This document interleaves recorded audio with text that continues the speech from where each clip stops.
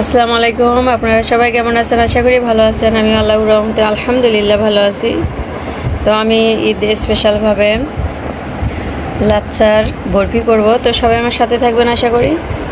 তো চলে যাই মূল উপকরণে। আমি আবারও চলে আসলাম ঘিয়ে ভাজার লাচ্চার বরফি নিয়ে। তো সবাই আমার সাথে থাকবেন আশা করি। তো আমি এখানে নন স্টিক কড়াই তুলে দিছি। তো আমি এখানে ঘি দিয়ে অ্যাড করে দিচ্ছি।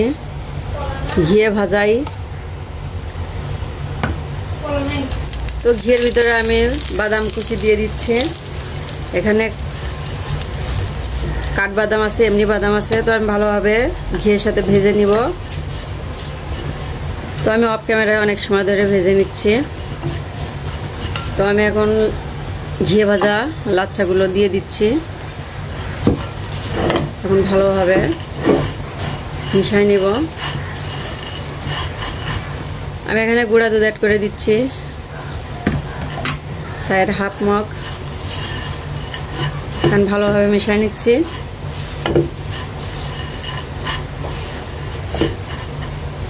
তো আমি এখানে কনডেন্স মিল্ক দিয়ে দিচ্ছি একটা পুরোটাই।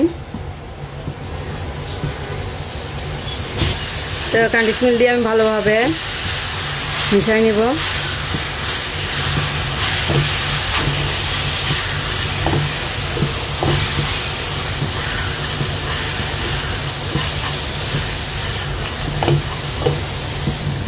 তো আমি ভালোভাবে মিশাই নিচ্ছি কনডেন্স মিল্ক দিয়ে।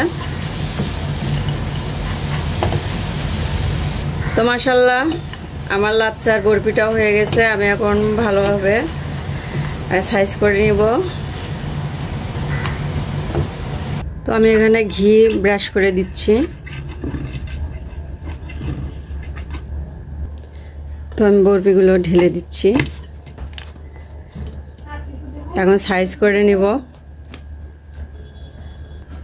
আমি এখন বরফিগুলো ভালোভাবে সাইজ করে নিব।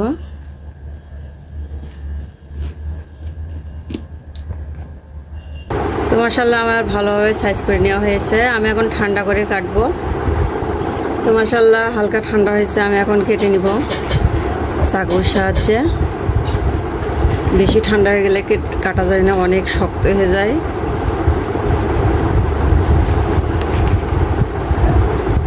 একটু গরম আছে এই জন্য কেটে নিচ্ছি।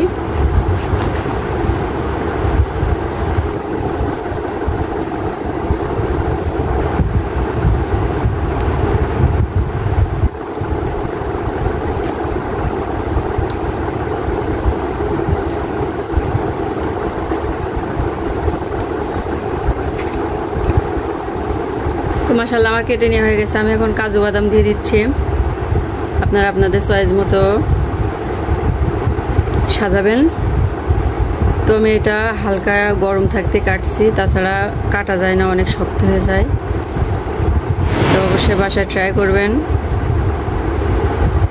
তো আমি সাইড দিয়ে আবার কালো কিশমিশ দিয়ে দিচ্ছি। আপনারা আপনাদের চয়েস মতো সাজাবেন।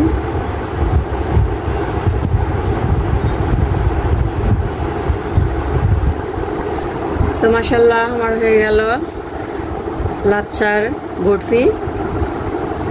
অবশ্যই ঈদের ভিতরে ট্রাই করবেন। তো কালকে ঈদ। তো সবাই ভালো থাকবেন, সুস্থ থাকবেন। আসসালামু আলাইকুম, আল্লাহ হাফেজ।